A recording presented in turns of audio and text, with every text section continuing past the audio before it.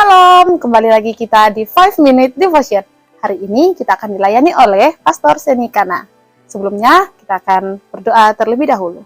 Mari kita bersatu di dalam doa. Terima kasih Tuhan, pada hari ini kami akan mendengarkan renungan.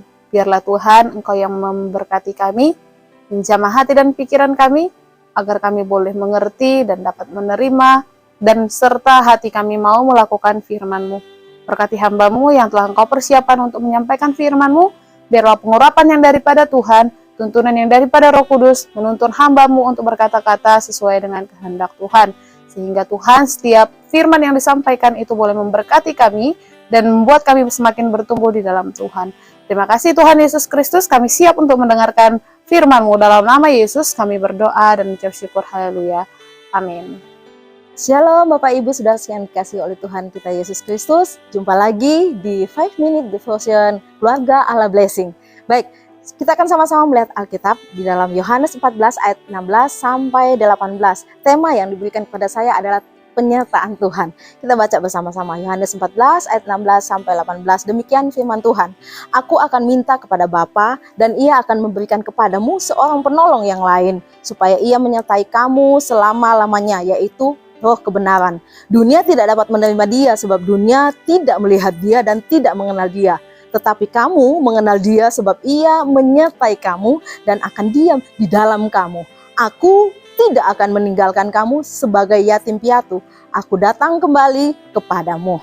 Nah, dari 3 ayat ini saya simpulkan betapa Tuhan Yesus sangat mengasihi murid-muridnya, dan saat ini firman Tuhan datang kepada kita, Dia sangat mengasihi kita semua. Orang yang percaya kepadanya, Dia katakan, aku menyertai kamu, Dia Immanuel. Kadang-kadang dalam kehidupan kita sehari-hari ini, kita mengalami ketakutan.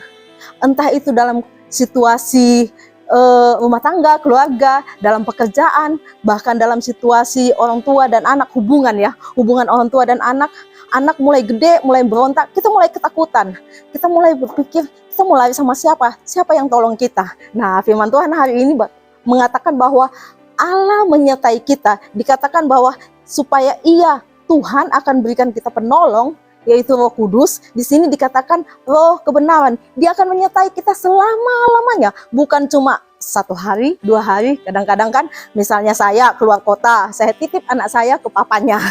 Seperti saya pulang kampung gitu ya, titip anak saya yang kecil, dijaga ya, itu cuma sebentar. Tapi kalau Tuhan itu menyertai selama-lamanya.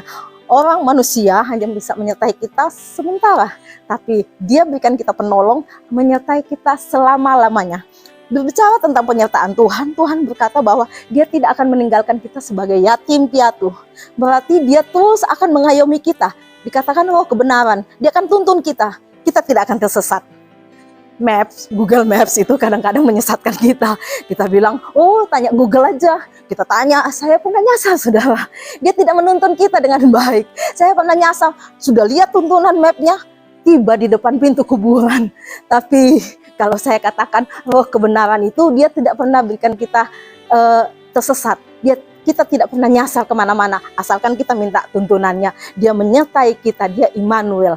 Kalau saya ingat ada kisah di dalam Alkitab, bagaimana penyertaan Tuhan luar biasa. Seorang anak muda namanya Yusuf.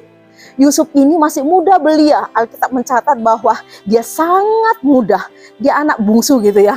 Anak bungsu, anak kesayangan, bukan bungsu gitu. Anak kesayangan, waktu itu dia masih bungsu, yang paling bungsu. Karena Benyamin belum lahir. Nah, Yusuf ini, dia sangat disayang, dia spesial di mata papanya.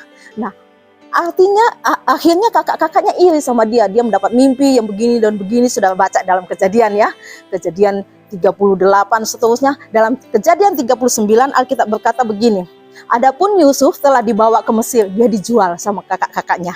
Dan Potifar seorang Mesir, pegawai istana Firaun, telah mengawal kepala pengawal raja membeli dia. Dia dijual, dia dibeli oleh Potifar, kepala pengawal raja, yang telah membawa dia ke situ. Tetapi Tuhan menyertai Yusuf. Ini Kejadian 39 ayat 2. Tetapi Tuhan menyertai Yusuf sehingga ia menjadi seorang yang selalu berhasil. Kalau Tuhan menyertai, kita menjadi seorang yang selalu berhasil.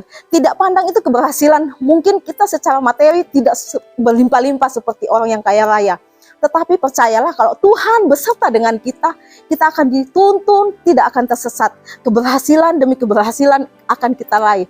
Sekalipun kita ditindas, kita diperlakukan tidak adil, tapi penyertaan Tuhan itu akan nyata.